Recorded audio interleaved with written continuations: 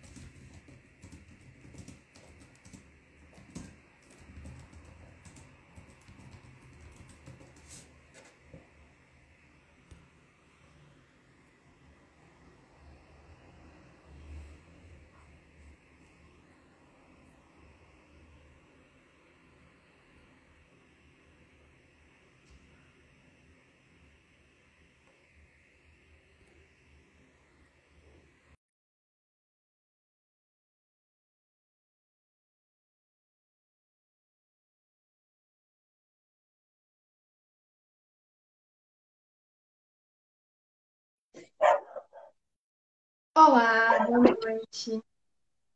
Olá, boa noite. Tudo bem, professor? Tudo jóia, minha querida. Então, eu vou me apresentar rapidinho. Calma aí. Oi? Estou tentando organizar aqui. Tá bom.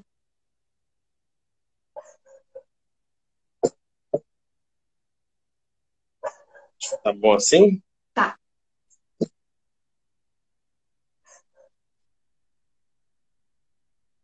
tá certinho?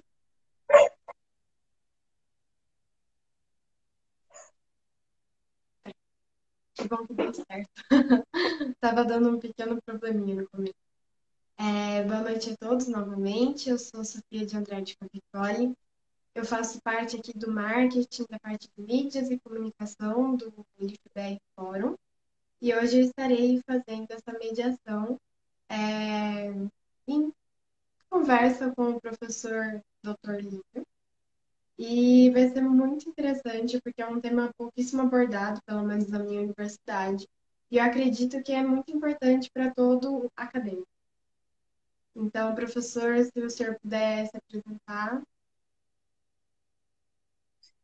Bom, meu nome é Lívio César, eu sou professor da Universidade Federal do Piauí, né, e sou professor do curso de farmácia, né, da disciplina de tecnologia farmacêutica, e desde a graduação eu trabalhei nessa parte de desenvolvimento de produtos, na área de pesquisa, né, e cheguei agora a um ponto em que a gente desenvolve os produtos, a gente redige a patente, deposita a patente e a gente agora precisa colocar esses produtos no mercado, né? Então, eu sempre trabalhei nessa parte de empreendedorismo. Antes de ser professor da universidade, eu trabalhei em algumas indústrias farmacêuticas, né?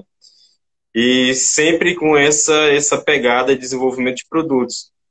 E agora resolvi então criar uma startup para explorar, né, e colocar no mercado esses projetos de pesquisa que a gente tanto trabalha.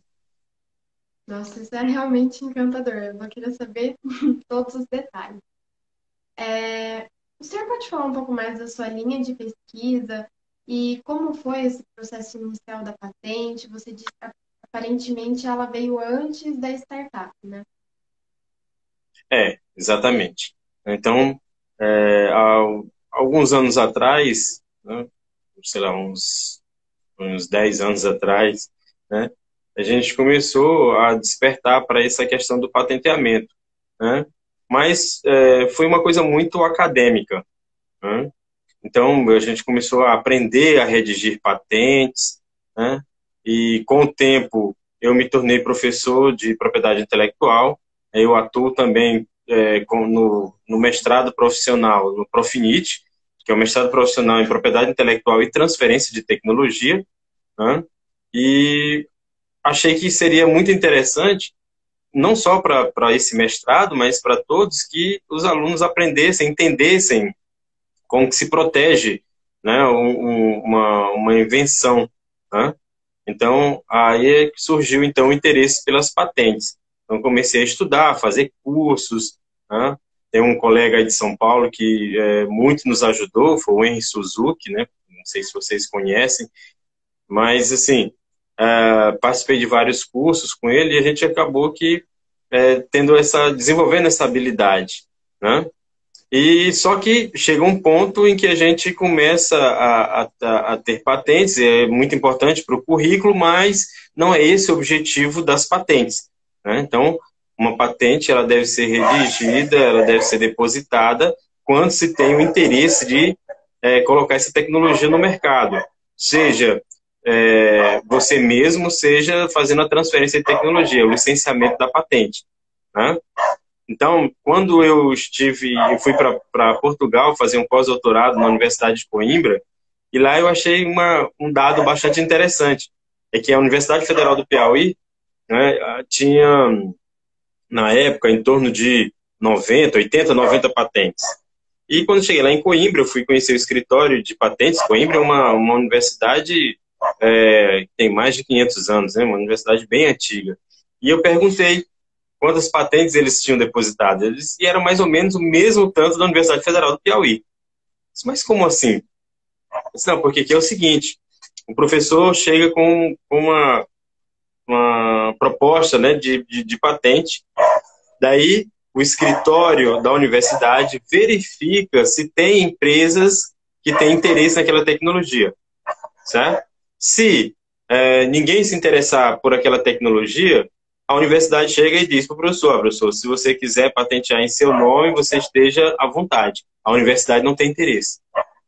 Entendeu? Então, a universidade só vai requerer uma patente daquilo que realmente tem um interesse do mercado para colocar para frente, certo?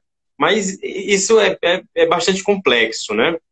Porque, por exemplo, na área de novos materiais, às vezes você cria um novo material que a priori não tem aplicação, né? E essa aplicação ela surge depois, né? E a gente tem muitos exemplos disso, né? Principalmente na física, na química, nas ciências básicas, né? Você tem muito exemplo de invenções, criações que não têm uma aplicação direta, uma aplicação imediata, mas que no futuro se vê uma possibilidade muito grande. Mas aí, lá em Coimbra, eles só vão patentear aquilo que realmente tem algum interesse de mercado, tá? Como deve ser, né? Uhum. Eu fiquei com uma dúvida.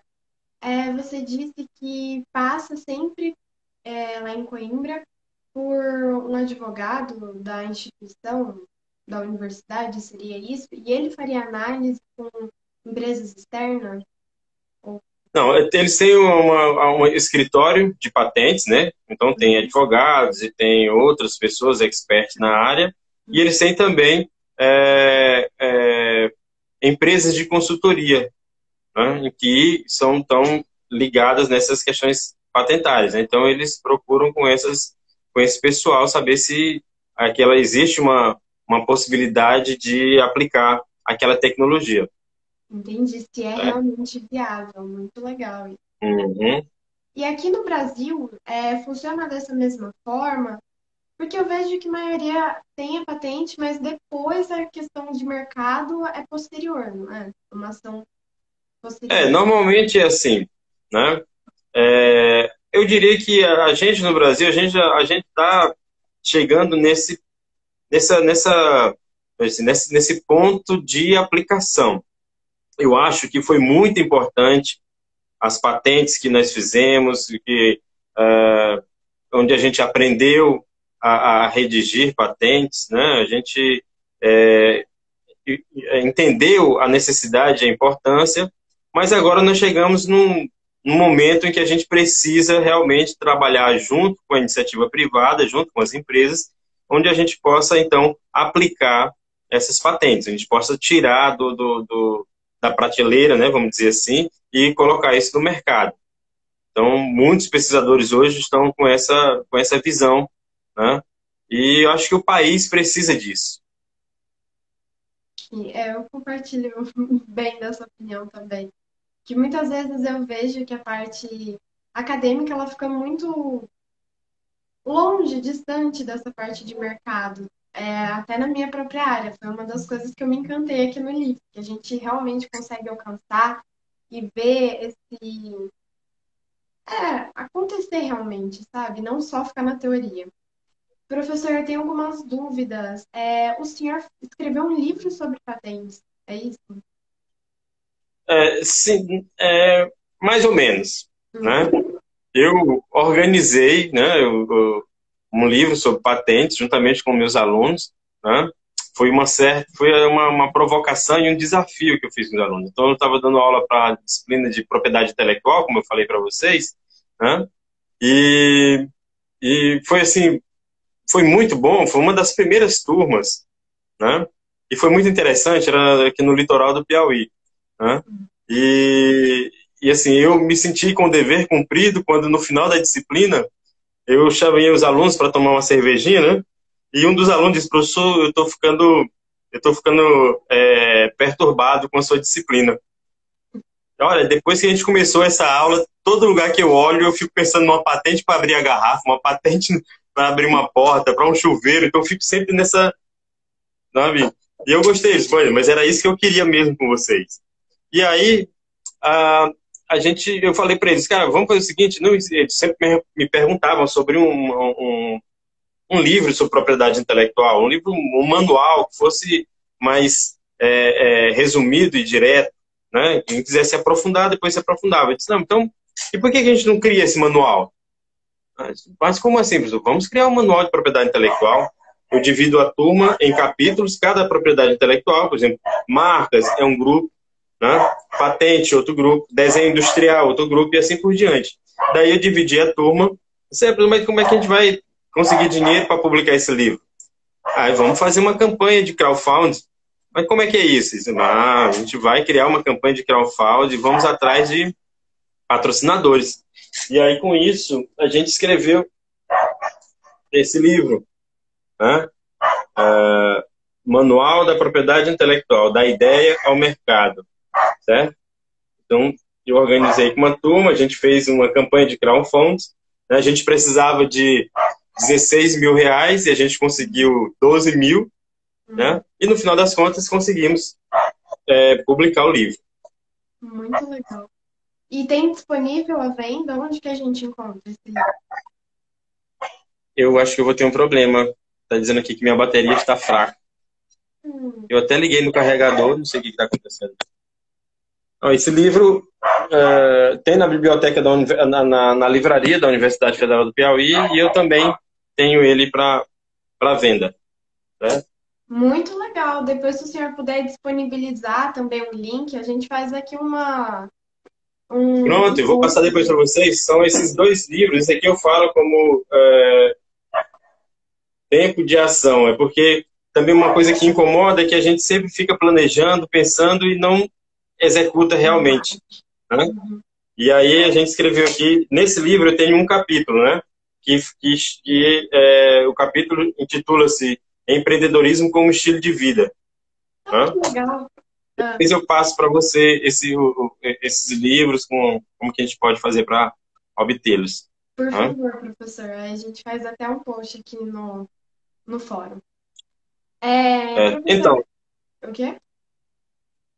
aí como eu estava falando, né, da gente ser provocado e acabar. Então, eu sempre falei para os meus alunos para empreenderem, né? Vocês têm que sair daqui da universidade e criar vagas e não ocupar vagas, né? E aí, mas é fácil para você, que você é um professor concursado e tal. E eu disse, não, mas como é que a gente faz isso? Então eu tenho que apresentar para eles um case para que eles possam acreditar. E aí, eu tinha uma aluna minha de tecnologia de alimentos, né, que professora do Instituto Federal. Então, a gente lançou o desafio para a gente desenvolver um isotônico à base de cajuína. Né? Então, os isotônicos no mercado, eles têm corantes, edulcorantes e saborizantes artificiais. Né? Ora, porque o que é um isotônico? É um soro de reidratação oral. Sal, açúcar e água. É um gosto ruim. Não tem como você mudar isso aí. Certo? E eles tentam mudar isso aí, né? Se tenta mudar isso aí usando os corantes, os edulcorantes, né? Só que a gente percebe que o sabor ainda assim não fica muito bom. E como essas pessoas que consomem, os consumidores para esse tipo de produto, eles buscam uma vida mais saudável, né? Então a gente pegou o suco de caju clarificado, que aqui no Piauí a gente chama de cajuína. Esse suco de caju clarificado, ele não tem nenhum aditivo, e a gente então usou ele para dar sabor, cor e odor ao produto. E a gente criou então o Isofit, né? Que é o isotônico à base de cajuína. Em novembro de 2019, a gente lançou ele no mercado local, né? E aí, a gente estava tendo até no final de novembro, estava tendo bons resultados, novembro, dezembro, janeiro, a gente já estava procurando um parceiro para produzir em larga escala. Aí veio a pandemia. Aí passamos aí mais de um ano parados e agora nós estamos retomando esse projeto, tá? Então, como que a gente faz esse isotônico? A gente pega o caju, o suco de caju, né? Espreme, pega o caju, né? Tritura, espreme o caju, tira o suco. E do suco a gente faz a cajuína que entra nessa composição. Né? Durante a pandemia, a gente ficou impossibilitado de tocar a empresa, porque como era uma startup incubada na universidade, a universidade fechou os laboratórios, a não ser aqueles que trabalhavam com pesquisa voltada para o Covid, a gente ficou meio parado. E aí a gente desenvolveu, né, fora da universidade, um novo produto. A gente pegou a fibra, né, que resulta da produção do isotônico e desenvolveu um novo produto que chama Fibra Fit. Né? É uma fibra de caju que é utilizada para desenvolver pratos. Então, essa fibra de caju ela já era utilizada, certo? Só que só era utilizada durante o período do caju, né? E porque não tinha como guardar. E o que a gente fez? A gente criou um processo de tratamento e desidratação dessa fibra. E aqui dentro ela está desidratada, certo? Então ela tem uma vida de prateleira bem grande, certo? Então ela vem assim, tá? Essa aqui são 200 gramas, que depois de hidratado dá 1 quilo. E aí você usa para desenvolver vários pratos. Aí algumas pessoas dizem, mas eu não sei cozinhar. Sem problemas. Uma outra aluna, certo, do doutorado, que é nutricionista, desenvolveu um e-book que, através desse QR Code, você tem acesso a aproximadamente 30 receitas, entre pratos de entrada, prato principal e sobremesas, usando a fibra. Certo? E aí, a gente criou uma startup, né, a Fitofit, que é uma startup, uma food tech, né? São comidas, né, tecnológicas, né? A gente criou uma startup para colocar esses produtos no mercado. Né? Então, a ideia é, a partir desses, desenvolver mais produtos, certo? E estamos agora numa fase em que a gente já passou o nosso tempo de incubação e agora a gente já está reformando um galpão para criar nossas próprias instalações e a gente produzir em larga escala e poder atender o mercado, certo? Então, aqui a gente tem uma patente, né, onde a gente protegeu o isotônico e o energético à base de cajuína, certo? E aqui nós já estamos redigindo as patentes, porque como aqui tem o produto, o processo, então a gente aqui vai ter mais de uma patente envolvendo esse produto, certo? Então, é dessa forma que a gente pode a partir de uma pesquisa, desenvolver uma tecnologia, né, depositar a patente e chegar no mercado com um produto. Né? Sim. E, professor, como é que funciona isso? Você teve a ideia e você quer proteger a sua inovação. Como que eu faço? Como eu começo? Falo assim, nossa, eu entro no Google e falo, vamos pesquisar. Tem algum meio, tem algum caminho? Acho o começo é você perceber uma necessidade. Que a gente fala é uma, uma dor no mercado. Então, eu percebo uma necessidade, certo? Por exemplo, a gente percebeu na universidade essa questão do isotônico, certo? Então, era uma necessidade porque as pessoas queriam uma vida saudável, ficam buscando produtos orgânicos, produtos veganos, produtos sem corantes, sem aditivos e tal. E aí a gente viu a possibilidade, então, de inovar criando um produto diferenciado, certo? Daí, então, aí a gente criou um projeto de pesquisa, né? Então, teve uma aluna de doutorado que assumiu esse projeto e a gente, então, desenvolveu o produto durante a tese de doutorado dela, né? Esse produto foi desenvolvido, foi patenteado, né? E essa patente é uma coisa que é muito importante que vocês saibam, né? É que existem duas figuras na patente, que é o titular, o dono da patente, certo? E o inventor, que nem sempre o inventor é o dono da patente. Na verdade, raramente o inventor é o dono da patente. Então, nós, professores e alunos da universidade, certo? Nós somos inventores. O dono da patente é a universidade, certo? No caso aqui, como universidade, a gente trabalhou junto com a startup, então a patente da universidade e da startup. Então, são co-titulares, certo? Mas e aí, como é que o professor, o aluno, os inventores são remunerados? No Brasil, para dar um incentivo aos inventores, a universidade divide todo o ganho em royalties com as patentes em três partes. Uma parte, um terço, é para universidade, um terço é para o laboratório ou o programa de pós-graduação onde foi desenvolvida aquela patente, certo? Para os custos de pesquisa, para custear outras pesquisas. E um terço é dos inventores, né? Então, seja aluno ou professor, ele tem direito a receber um terço desses royalties. Professor, e como funciona numa indústria farmacêutica? A patente é da indústria. Você já está ganhando como farmacêutico para fazer a pesquisa. A não ser que você faça um contrato, alguma coisa à parte. Mas, normalmente, o empregador é o dono da tecnologia. Você é o inventor. Legal. Certo? Professor, existe um órgão que toma conta dessas patentes? É pela universidade? Sempre tem que passar pela universidade? Ou existe um órgão separado para... Não, nem sempre. Nem sempre é pela universidade. Certo? Pela universidade, caso seja um professor ou seja produto de uma dissertação, de uma tese, certo? Aí sim, é da universidade. Mas caso contrário, você pode entrar direto no INPI, certo? Que é o Instituto Nacional de Propriedade Intelectual. Né? Então, mas nas universidades existe um órgão na universidade chamado NIT, Núcleo de Inovação Tecnológica. Os NITs, então todas as universidades brasileiras têm NIT. Esses NITs são que cuidam da propriedade intelectual dentro das instituições, certo? Mas, assim, nacionalmente, quem cuida disso é o INPI.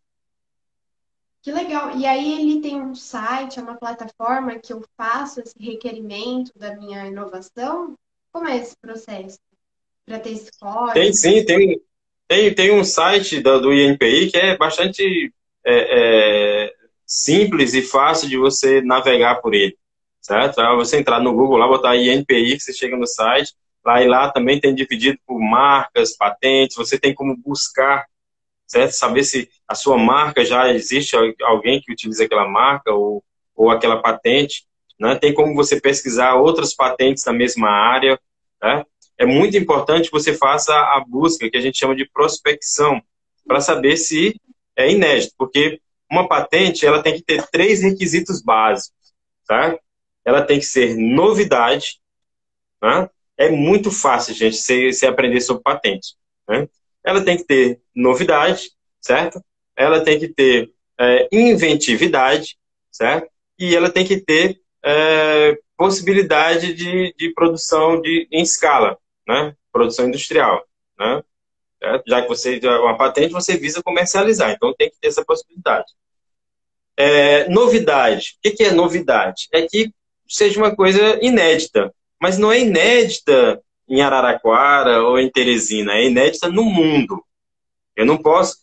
Eu viajei para o Japão, eu fui para a Holanda e tal, eu vi um negócio interessante lá, vou trazer para o Brasil e vou patentear. Não, não pode, né? Porque não é novidade, né? Tem que ser uma coisa realmente uma novidade, né? E aí, um técnico do INPI, que vai avaliar a sua patente, né, seu documento, né, descritivo da patente, ele vai dizer se aquilo ali é óbvio ou não, se é novidade ou não. Certo? Então, é importante que antes de você fazer a sua patente, você tentar depositar, você tem que fazer uma prospecção tecnológica, você tem que fazer uma busca para saber se já existe alguma coisa naquela área. Até porque é possível de você modificar a sua patente de acordo com o que você encontra no mercado, o que você encontra, aliás, nas bases de dados de patentes, certo?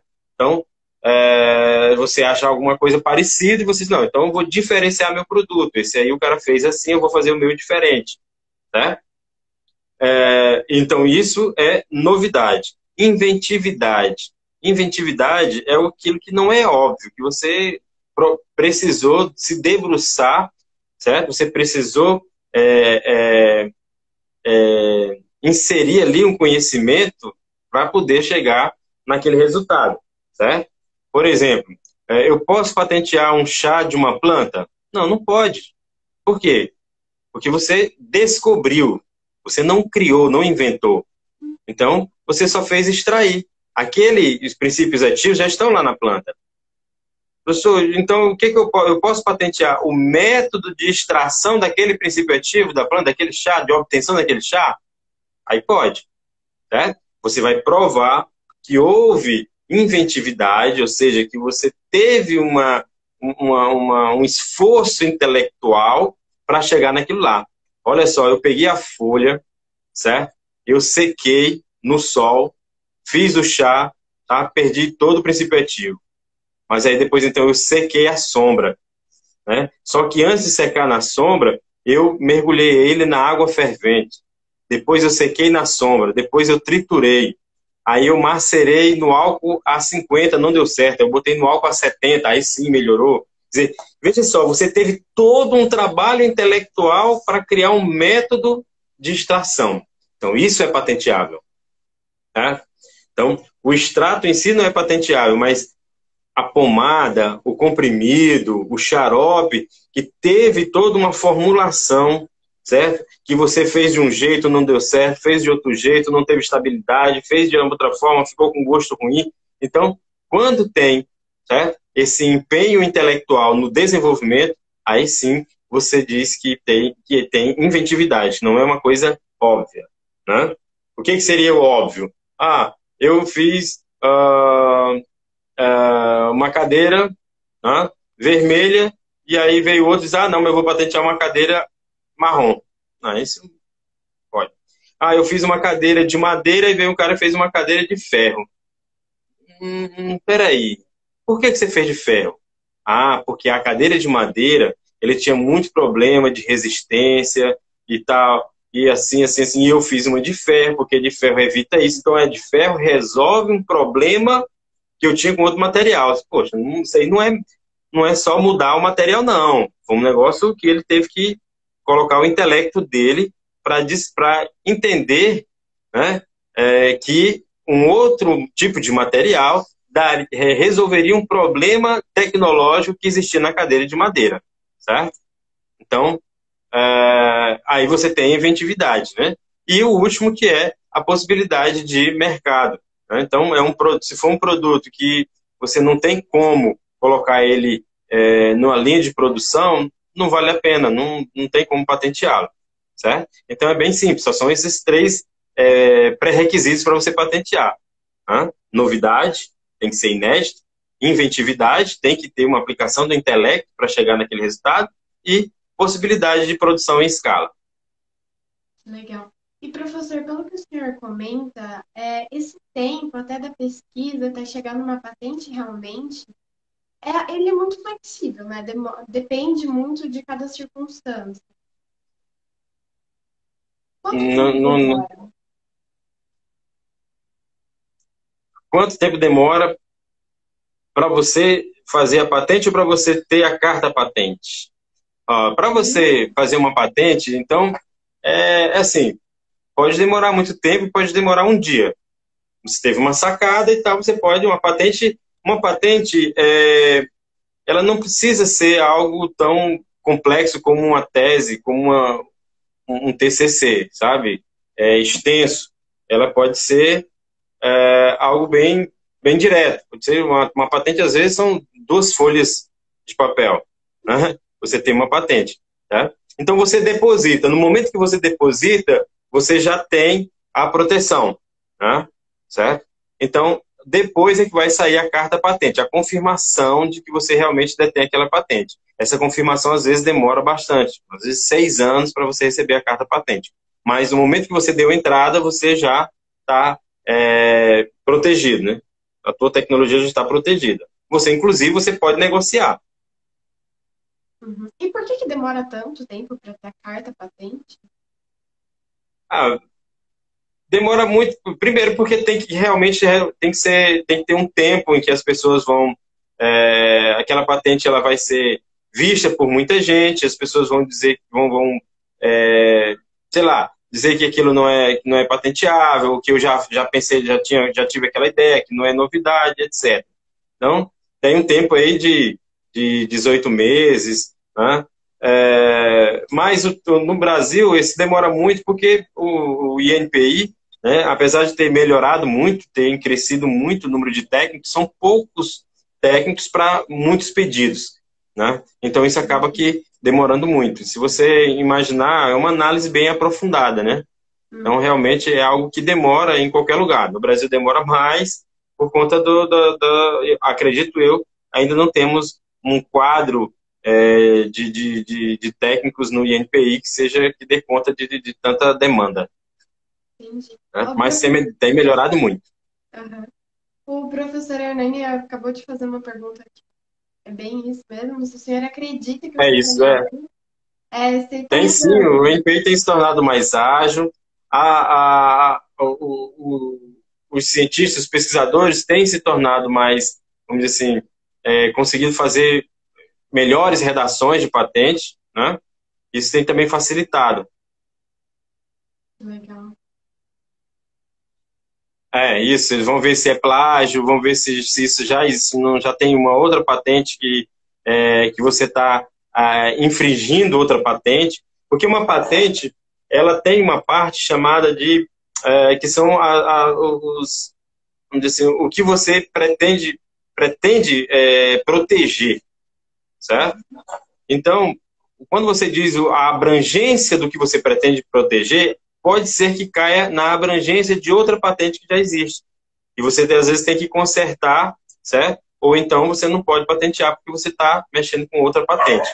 É tipo assim, vamos supor, um químico, certo? Ele sintetiza uma nova substância que tem uma atividade, sei lá, anti-inflamatória. Sintetiza essa nova substância, certo? Ele vai patentear. Aí vem um farmacêutico que faz um comprimido dessa substância e ele vai e faz a patente também, certo? Então, o químico, ele é dono da patente do princípio ativo. E o farmacêutico, ele é dono da patente do comprimido, certo? Só que o farmacêutico, ele não pode comercializar aquele comprimido porque ele vai infringir a patente do químico. E o químico não pode vender aquele comprimido porque ele vai infringir a patente do farmacêutico, certo? Então, muitas vezes, eles têm que fazer uma parceria ou então o químico vai vender aquele princípio ativo para fazer xarope, para fazer outras coisas, e não aquele comprimido, certo? Porque a patente, ela tem uma característica muito interessante, né? Enquanto que na maioria da legislação, né, das leis, né, você recebe o direito de usar, né, ou de ter, de usufruir. A patente não, a patente te dá o direito de impedir que outros usufruam daquela tua invenção, certo? Então, o teu direito é de impedir que outros utilizem de forma comercial aquilo que você criou, certo? Uhum. Certo. Professor, eu fiquei com uma dúvida. O senhor disse que nesse período de você requerer e até sair realmente a carta oficial, eu não entendi muito bem se você vai ter essa posse ou se você tem que negociar para que ninguém Não, compre. é assim, Como funciona? por exemplo, eu acho uma analogia bem interessante é quando você compra uma casa, um terreno na praia, né? Que você não tem o documento de posse, você tem um contrato de compra e venda. Então Uhum. você tem uma promessa. Assim é quando você deposita a patente, você tem uma promessa, certo? Se for comprovado que aquilo lá está tudo corretinho e tal, então a patente é sua, certo? Então, quando eu disse você vai negociar, é porque eu vou chegar para uma indústria e vou dizer, olha, eu tenho essa carta patente, ou eu tenho essa patente depositada, eu não tenho a carta ainda. O cara da indústria vai ler, não, está muito bem escrita, está muito bem estruturada, está muito bem definida, eu acho que é muito difícil que você não tenha essa patente. Mas, como você não tem a carta ainda, você está querendo R$ 1.000 por isso, eu vou te oferecer 800 porque a gente não tem a certeza aí. Entendeu? Então, você é uma negociação. Aí você diz, não, então se você não quer, eu vou oferecer para outro que vai pagar os R$ 1.000 que eu quero. Aí, de repente, o cara, não, então fique, deixa, eu vou pagar isso aí. Né? Então, você já pode negociar. Claro que aí vai depender da forma como a tua patente está redigida, né? Sim. Professor, uma última questão em relação a patentes, antes de falarmos sobre transferência de tecnologia, e adianta ter só a patente? Se você tiver só a patente, não vai ter retorno financeiro, né? Como que eu aplico essa questão da patente no mercado? Bom, aí é que tá. Aí é que tá. Você precisa, então, fazer a transferência de tecnologia. Você tem que buscar alguém que queira explorar comercialmente a sua patente. Ou você mesmo busca fazer essa exploração através da criação de uma startup, certo? Ou você vai atrás de uma empresa que queira colocar essa patente no mercado, certo? Muitas vezes, o pesquisador ele não tem interesse de ser empresário, né? E às vezes ele desenvolve o que a gente chama de protótipo, né? Para poder chamar a atenção do mercado e poder fazer a transferência de tecnologia, certo? O fato é que, enquanto que para nós, acadêmicos, um artigo científico, uma patente, ela tem um certo valor, né? Para o empresariado, eles não dão muita, não ligam muito para isso. Olha, porque eu tenho 10 artigos A1. Sim, e aí? Eles não ligam para isso. Olha, mas eu tenho uma patente, um depósito de patente aqui, já deu entrada no INPI, já passou pelas várias fases e tal, certo? Eu já estive em mesa de negociação com empresários e eles falam, onde é que isso aí está funcionando? Eu visitei um empresário uma vez que eu levei para ele um projeto de uma patente de reciclagem de plástico, né? Uma usina de reciclagem de plástico. E a empresa dele produzia garrafas, né? Para os produtos dele, de desinfetantes, detergentes, essas coisas, né? E aí eu cheguei lá para ele com esse projeto, que era uma patente de uma usina de reciclagem, né? E disse, poxa, muito bom e tal. Onde é que está funcionando uma dessa? Aí disse, não, essa é nova, a gente está negociando aí com algumas prefeituras e tal. Eu disse, certo. Vamos fazer o seguinte, quando estiver funcionando, você me avisa, né? Eu pego meu avião aqui e nós vamos lá visitar, certo? Então, ele não acredita em papel, né? E foi pensando nisso.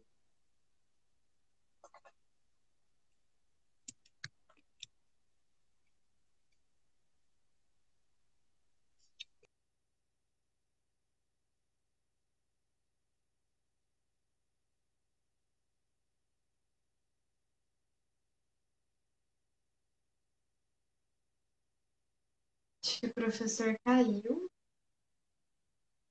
vou tentar entrar em contato com ele e assim que a conexão restabelecer, a gente volta. Não sei, talvez seja necessário fechar essa, a gente salva, depois começa outra.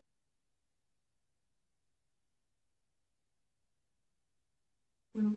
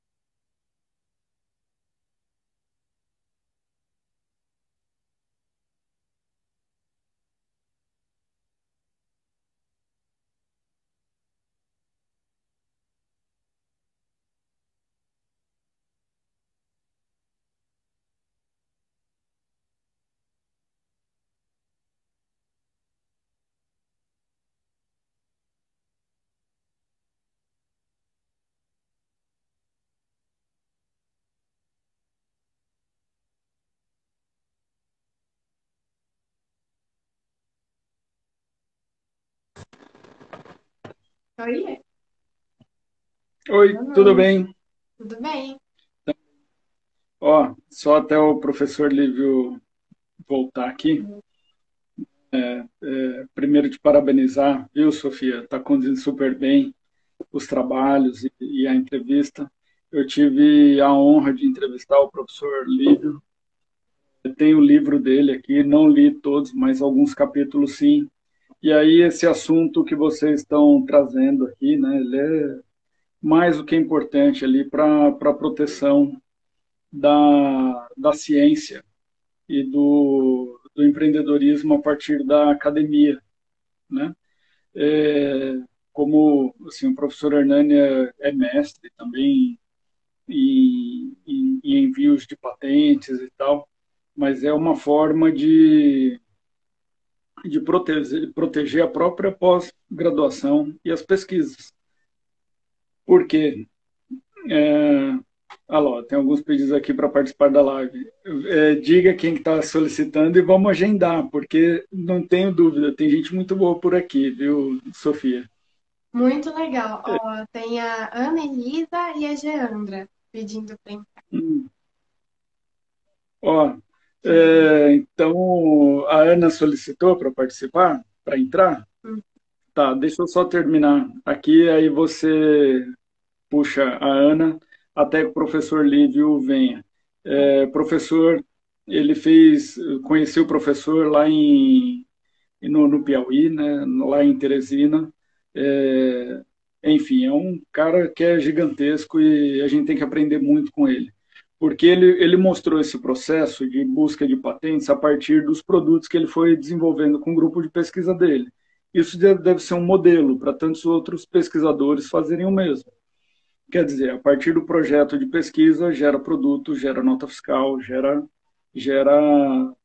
receita para ele e para o próprio grupo, né? Incentivando ali a busca de pesquisas orientadas para a produção que ele já começou a desenvolver. Quando sai de um produto e vai para outro, aí é mais show ainda. Então ele está de volta aqui, Tá. falando que o celular descarregou e ele está de volta com o da esposa dele. Uhum. Lívio, eu entrei aqui enquanto descarregou, já estou me despedindo e volte logo aqui, porque você é o cara, te admiro demais da conta, tem muito a ensinar para todos nós. Como é que eu faço para sair aqui agora, Sofia? Eu não sei, você me descarrega? Acho que é só você apertar o X. O X? É, Então tá bom. tá bom? Então, bora lá. Muito obrigada.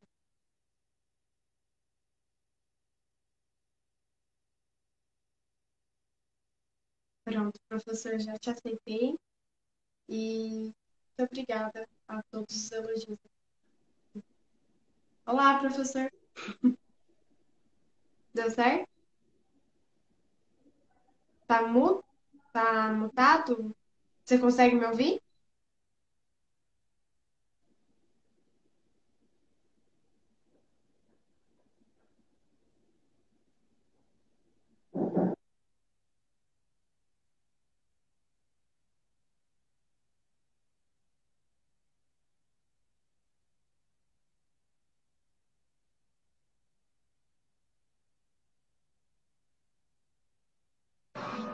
Salve, salve, minha gente. Oi, Tudo bem, Sofia? tudo bem. Eu acho que o professor está reconectando. Ele disse que estava com problema, não sei se era de áudio ou de escuta. Mas tá muito legal. Eu tava ouvindo a live, o Lívio é autoridade nisso, né? Nossa, eu tô aprendendo tanto, é tão legal. É coisa que eu nunca tinha ouvido falar, assim, de como fazer esse processo, né? Muito importante. A gente tem aqui tem alguma experiência também com patente, né? Eu tenho quatro cartas de patente também aprovada, 20 patentes depositadas. Não é fácil esse trilho, não. Vocês estão me Mas eu ouvindo acho que o Lívio agora? já tá tendo. Aí, Ney. Estamos ouvindo. Certo. Ajustando aqui novamente. Olívio, eu cheguei aqui só para te Pronto. dar um salve, né? Que saudade de Tá? Teresina, absurdo, rapaz. Eu tenho um coração piauiense, você sabe disso, né? Pronto, rapaz. Você chegou na hora para me salvar. Você e o Crossfelt, eu vi aí. Né? É que eu não sei o que aconteceu. Eu coloquei meu celular tá carregando aqui junto, ligado no computador. Ó. Só que não deu. Carregou Tem problema. o celular da minha esposa para a gente continuar. Mas eu Ah, também nem vou ficar. Eu entrei só para dar um oi e te agradecer, cara. Você é um cara, pessoa fantástica. Pô, é um cara que eu admiro muito mesmo. Não estou aqui para fazer média. Acompanha a trajetória. É um cara que eu gosto de estar perto, com a energia que você tem, com a pegada. Você é um cara, você é fera, meu irmão. É uma honra ter você próximo aí. Um cara Eu, que nos inspira, viu? eu que agradeço. Certo? E você nem imagina como essas palavras me enchem de responsabilidade e me dá gás para correr mais ainda. Vamos, seguiremos juntos. Sofia, um beijo para você. Obrigado por você brilhantemente conduzindo hoje. Isso é top. Pode até me remover, eu vim mesmo dar um beijo aqui para obrigada. vocês, uma satisfação. O Leaf BR Fórum te agradece demais, meu irmão. Faremos muita coisa junto ainda. Beleza. Eu tô aqui, pode me remover se quiser, viu? Se o senhor quiser sair, é só apertar no xizinho mesmo. Show. Um beijo, gente. Eu tô na área. Valeu. Então, professor, vamos retomar. Nós estávamos falando realmente dessa questão do pesquisador não ser empreendedor. E eu também queria fazer uma pequena observação, que eu acho que tem muito disso na cultura do país, né? Que muitas vezes a gente fica numa questão mais passiva e menos ativa. Como também seria interessante enriquecer os pesquisadores, incentivá-los a eles também serem empreendedores. Porque muitas vezes eles estão mais nessa questão de desenvolver a pesquisa, só que eu vejo que falta muito disso de levar para a sociedade toda essa inovação e tecnologia que eles estão desenvolvendo. O que o senhor vê dessa situação, também trazendo essa questão da patente, que a gente já estava falando antes? Olha, eu acho que a questão primeiro, você tem que ver os perfis, né? Então é muito importante que as pessoas não vejam isso como uma modinha, sabe? Então, não é assim, todo mundo tem que empreender agora? Não, você às vezes você não tem perfil para isso, né? Você não quer isso, você não é obrigado a fazer isso, beleza, certo? Agora, é, Ah, professor, mas eu sou um cara, eu não tenho, eu preciso de boas ideias, eu não tenho boas ideias. Você não precisa de ideia, certo? Você pode empreender com a ideia dos outros. Foi assim que o Kroc lá do McDonald's fez. Então, os irmãos McDonald's tiveram uma brilhante ideia de produzir hambúrguer em série. Estava lá na sua lanchonete produzindo, lá muito legal, mas muito fechado lá na cidadezinha deles. E aí chegou um cara de fora e viu que aquilo ali podia ser expandido para o país todo. E hoje está no mundo todo. Né? Então, ele não precisou de ter a ideia brilhante, certo? Ele só se debruçou em cima de uma ideia que já existia e botou para frente. Então, da mesma forma, se você que está me ouvindo aí, né, que é acadêmico, e eu não tenho boas ideias, mas tem muita ideia nas prateleiras da universidade, tem muitas ideias nos TCCs, nas dissertações, nas teses, esperando alguém botar debaixo do braço e dizer, irmão, vamos botar isso para frente, certo? E quantas coisas, lá no meu grupo mesmo, a gente já desenvolveu e ficou perdido nas prateleiras porque ninguém teve a coragem de colocar debaixo do braço e dizer, vou botar isso para frente, certo? Então, ó, se vocês terem uma ideia, esse isotônico, certo? Eu comecei a levar para avaliar, certo? O paladar, né? Como que as pessoas iam receber, o que, que as pessoas iam achar e tal. Eu comecei a fazer isso aí na universidade, né? Comecei a fazer isso aí no supermercado, né? E aí, o pessoal, legal, parei, poxa vida, o que está acontecendo? Eu achei que ia ser um espetáculo de produto. Daí, quando eu perguntava, você usa isotônico? Não. Então, essa pessoa, esse cara quer saber, eu tenho que ir nas academias. Certo? Pois bem, aí uma academia me fez um convite, a academia da cidade vizinha Teresina. Esse eu guardei muito, das muitas academias que eu visitei, essa eu guardei legal porque eles tinham um clube de corridas. Pô, um clube de corrida. Um monte de gente correndo na rua, né? Suado, vai precisar do isotônico. Então, esse aí eu vou lá. Aí o cara falou, rapaz, é o seguinte, a gente se reúne às 10 da noite. Beleza, vou lá. Daí eu perguntei a um funcionário da universidade que eu sabia que era dessa cidade, né? Cidade de Timon, no Maranhão, só atravessar a ponte do Rio a gente já está lá. Aí eu falei para ele, cara, tu sabe onde é essa academia? É lá na tua cidade. Ah, eu sei sim, já treinei lá. É porque me chamaram para levar o isotônico que eles querem conhecer, fazer uma palestra sobre hidratação, sobre a importância do isotônico e tal, e levar o isotônico para eles experimentarem. Ah, eu vou com você, professor. Eu vou com você. Daí fui com ele. Cheguei lá, né? A turma já tinha saído para correr. Aí quando a turma voltou, eu já estava com isopor, isotônico, né? E também teve duas coisas interessantes nessa minha visita lá, né? Uma delas foi, eu levava a garrafinha e dava pro cara, e todo mundo experimentava e tudo mais. Aí o cara perguntou assim, sim, e se eu quiser comprar? Rapaz, olha, eu só faço degustação, eu não vendo.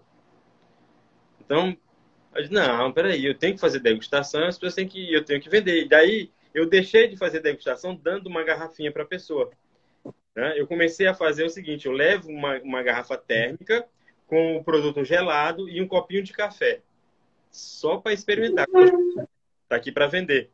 Porque uma coisa é você experimentar e dizer gostei. Outra coisa é você estar disposto a pagar por isso. Então, eu não tinha que testar se meu produto era saboroso, gostoso. Eu tinha que testar se as pessoas estavam dispostas a pagar para tê-lo. Então, nessa visita mudou esse ponto, né? E o outro ponto que também me abriu a percepção. Tá? Eu fui fazer a palestra no meio da rua. Todo mundo sentado no asfalto e eu lá fazendo uma palestra falando sobre a importância da hidratação, da recuperação no exercício e tal, aquela coisa toda. Às 11 horas da noite, lá vem eu voltando com o meu aluno no carro para Teresina. E aí ele me falou uma coisa que marcou. Ele falou assim, eu fico pensando, quantos doutores lá na universidade estão dispostos a sair da sua casa 10, 11 horas da noite para dar uma palestra no meio da rua, no asfalto, certo? Para promover um produto que eles desenvolveram, que eles criaram, certo? E aí me despertou uma outra coisa. Não é que o que se faz não tem aplicação. Não é que A maioria dos professores faz uma pesquisa que não tem aplicação. A questão é que as pessoas, os professores e os alunos não estão dispostos, certo? A acreditar e a colocar debaixo do braço e ir para cima, certo? Então, isso é que precisa ser feito, né? E aí, o que acontece? E aí eu digo para os alunos hoje, meus alunos do Profinit, que é do mestrado profissional em propriedade intelectual e transferência de tecnologia, eu digo para eles, vocês são a peça fundamental para tirar esses produtos da prateleira que o pessoal da química, da farmácia, da medicina desenvolvem e eles não botam debaixo do braço. Então, sejam vocês que façam isso, né? Vão fazer isso, certo? Então, Sofia vai lá, tem uma patente, certo? Mas ela não vai atrás de colocar essa patente para frente. Tem um outro cara que vai colocar isso aí. E ele vai ganhar com isso e vai pagar os royalties lá para você, certo? Então, acontece assim. E aí eu vejo tantas coisas aqui. Tem um professor que, infelizmente, faleceu essa semana, né, de Covid, né, que é médico, e ele era pesquisador junto comigo, e aí ele trabalhava ele é ginecologista, né, ele trabalhava com ratas, né, e aí ele falava assim para mim, Lívio, olha, a maioria dos equipamentos que eu tenho aqui foi eu mesmo que desenvolvi, porque a gente não tem, sei lá, um spec para ratas, um grampo, sei lá, os instrumentos que ele tinha. Eu falei, mas se você desenvolveu, esses instrumentos podem ser patenteados. Ele, não, fala sério, posso mesmo? Mas se você criou um instrumento para usar no rato, porque não existe um instrumento desse no mercado, para sua pesquisa. Então, pode ser que outro pesquisador tenha necessidade disso. Você pode sim patentear isso aí, certo? E assim, tem muitas coisas do nosso dia a dia que a gente pode desenvolver uma patente e, mais importante do que isso, buscar transferir essa tecnologia, buscar comercializar isso aí, criar uma startup para explorar isso aí, certo? Eu tenho certeza que, no papel, ele tinha um valor. Hoje, com o protótipo, já vendendo em algumas academias aqui em Teresina, certo? Eu comprei um freezer pequenininho, né?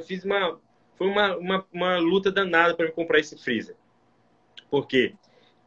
Diferente dos freezer para picolé, ele não pode ser abaixo de zero porque eu vou congelar o produto. Eu não posso congelar o produto. Então foi difícil achar um freezer, né, desses pequenininhos de monstruosos que fosse até 4 graus, por exemplo. Né? E eu consegui, achei um, né? Eu comprei, adesivei o freezer e levei para a academia. Ó, a gente coloca esse freezer aqui, mas você tem que me garantir a compra de 10 caixas por mês. E, como eu não tinha dinheiro, comprei 3 freezers. Né? Tem um cara aqui do Piauí que é dono de uma sorveteria local, que ele faz picolés, tipo Que Bom, né? E ele distribui no Piauí. Né? E eu dizia assim, rapaz, eu quero ter o sonho, um dia eu quero ter 50 freezer, sabe? 50 freezer, um freezer em cada academia, né? Na loja de conveniência. Nossa, vai ser assim o top. Estou começando com 3, quando eu tiver 50. Aí eu perguntei ao cara lá da sorveteria, quantos você tem espalhado aí no Piauí? Disse, rapaz, eu estou hoje em torno de 15 mil. 15 mil freezers. Ora, o pedido mínimo de picolé é de R$ 500. Então esse cara fatura 7,5 milhões por mês vendendo picolé. Certo? Então quando a gente começa a ver essa parte comercial, que a gente, enquanto acadêmico, não tem nenhuma ideia, certo? A gente começa a perceber do potencial que as nossas pesquisas têm. Tá? Eu estou começando uma parceria agora com uma distribuidora aqui de Teresina, que por acaso é meu vizinho. Né? Cara, eu vou te ajudar nessa... Ó, esse isotônico aí eu não entendo muito bem, não, mas essa fibra, esse negócio vai dar certo. Eu vou te ajudar, certo? Esse cara tem uma distribuidora. Só que a área dele é álcool gel, é produtos de limpeza, certo? Mas ele vende desde hospitais, a loja de produtos naturais, ele vende para tudo que é empresa, né? E aí ele disse, olha, seguinte, eu tenho hoje catalogado, né, 5.400 clientes. Desses 5.400 clientes, aí a gente consegue 10% colocar teu produto, ou seja, em 540. Nossa, já é mais do que eu sonhava, que era 50 pontos de venda. Né? Ou seja, a gente precisa dar o primeiro passo, precisa entrar, sabe? eu aprendi muito quando eu fui para a rua levar o produto. Por exemplo, eu já, mas uma empresa de um produto só tem o isotônico, pai, como é que vai ser isso? Como é que eu vou fazer isso aí? Daí, quando eu estava na rua, já chega alguém e disse, vem cá, você não tem, porque eu sou diabético, eu queria um zero açúcar. Eu não tenho, mas a gente pode fazer uma versão zero. Aí já chegou outro e disse, ei, você não tem uma versão, você não tem gaseificado não, que eu gosto é com gás. A gente pode ter uma versão. Então, ou seja, um mesmo produto, quando você vai ouvir os clientes, você começa a ver possibilidades, né? Uma vez eu vendo uma entrevista com aquele Caíto da Chili Beans. Professor, eu posso só. Talvez caia a live por conta que no Instagram tem tempo, mas se o senhor estiver disponível também, a gente pode abrir outra e já continuar, porque o papo tá incrível. Mas é que só realmente talvez caia. Assim. Tranquilo, a gente abre de novo. Ó, então, eu vendo uma entrevista uma vez do cara lá da Chili Beans, né? E o cara perguntou para ele qual que seria o produto que ele via assim, que ele brilhava os olhos. Poxa, por que eu não criei isso aí? E aí, olha só, eu não queria colocar a Fitofit para frente, certo? Porque a gente só tinha um produto. Como é que eu vou botar uma empresa de um produto? Aí, quando eu vi a entrevista desse cara, o cara falando, rapaz, a empresa que eu mais admiro é a Red Bull. Só tem um produto, certo? No mundo todo, né? A embalagem é a mesma, o produto, a formulação é a mesma, certo? Agora que tem algumas variações aí de açaí, algumas coisas, mas é um produto só, vendido no mundo todo, e a empresa é super milionária. Então, não é porque você tem só um produto, você vai dizer, não vou colocar para frente. Dá sim, vá, tenta, bota. Né? Um dia, de repente, você desenvolva outras coisas, ou você seja comprado, você seja chamado para ser um parceiro de uma grande empresa, certo? O meu sonho não é concorrer com Gatorade. Meu sonho é que a Gatorade, certo, queira comprar esse sabor novo de Gatorade que eles não têm. Né? Uhum, entendi. Muito legal. Professor, e como funciona a transferência de tecnologia?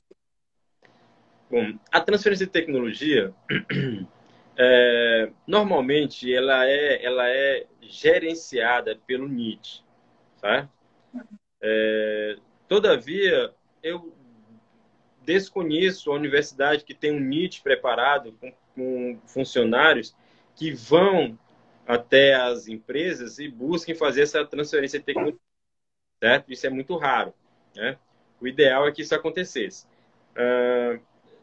É desejável, né, que o inventor não se envolva na negociação da transferência de tecnologia, porque a gente é tão é como se fosse um filho, a gente quer tanto que isso aconteça que qualquer preço que vai te dar R$ 1. Pô, acontece, vamos lá, vamos botar no mercado. O pesquisador quer que a coisa aconteça, né? Então, mas quem faz essa transferência de tecnologia normalmente é o NIT, certo? Então, é um contrato entre a empresa e a universidade, certo? Nesse contrato é estabelecido royalties, né? Esses royalties normalmente giram em torno de 3%, depende da tecnologia, certo? 3% do faturamento, né? Com aquela tecnologia, certo? É uma grana boa, certo? E também não é muito pesado para o empresário, né? Porque se você for pensar 3% do faturamento, você é quase sócio, né? Porque quando você tira todos os custos, não te sobra um lucro muito alto, né? Às vezes 3% é o que a empresa lucra para fazer toda. Às vezes eu fico pensando nessa minha empreitada, certo? De vez em quando assim bate o cansaço de, meu Deus, não seria mais fácil eu transferir isso aí, pegar uma empresa e transferir esse isotônico, alguém tocar para frente isso aí, porque dá muito, muito trabalho. Empreender dá muito trabalho, certo? Então não acho que vai ser fácil, vai ser difícil, né? É pesado, é complicado, é muito não, é muita vamos dizer assim, um ambiente muito diferente do que a gente está acostumado na academia, certo? É um ambiente dinâmico que as coisas têm que acontecer ontem, né? E aí, a transferência de tecnologia acontece quando você consegue uma empresa que queira adquirir aquela tecnologia. E aí, em troca disso, a empresa vai pagar royalties, né? Por exemplo, tem uma patente aí de São Paulo, né? do Humberto, que é amigo da gente aí, que, que é do Vonal Flash. Acho que vocês já viram falar dessa Vonal Flash, né? Então, é a patente que tem o maior faturamento de royalties da USP, é essa patente do Vonal Flash, né? Então, ela gera em torno de, hoje, acredito que uns 6 milhões de reais por ano para a USP, certo? Então, não é porque o empresário é bonzinho e vai dar esse dinheiro, não. É porque ele está faturando 150 milhões com um único produto. 150 milhões anual. E desses 150 milhões, 6 milhões aproximadamente vai para a universidade. Desses 6 milhões, 2 milhões para os inventores, 2 milhões para o departamento e 2 milhões para a universidade, para a instituição em si, certo? Então, tem como um professor ganhar dinheiro, certo? Tem como o aluno também, enquanto inventor, ganhar dinheiro transferindo a tecnologia. Então, ele não precisa se envolver com a compra de equipamentos, com a distribuição, com a venda, sabe? Aqui eu tenho problemas desde o Instagram, certo? Até a compra de uma matéria-prima, a compra de uma embalagem, tudo muito pesado, muito complicado. Eu estava comentando hoje que se eu tivesse trabalhando, se eu pudesse trabalhar 24 horas por dia, ia demorar alguns meses para eu cumprir com a demanda que eu tenho hoje de trabalho, certo? Por conta essa mania, né, de querer empreender. E, professor, tem alguma metodologia específica para que aconteça essa transferência de tecnologia? A pessoa encontra o seu produto e te chama, ou você oferece, e aí depois acontece a transferência, como é?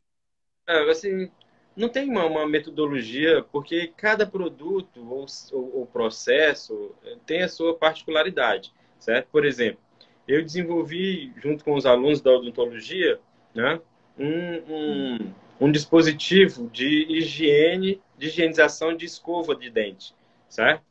E eu peguei, mandei um e-mail, descobri o e-mail nas caixinhas de escova Condor, aquela Condor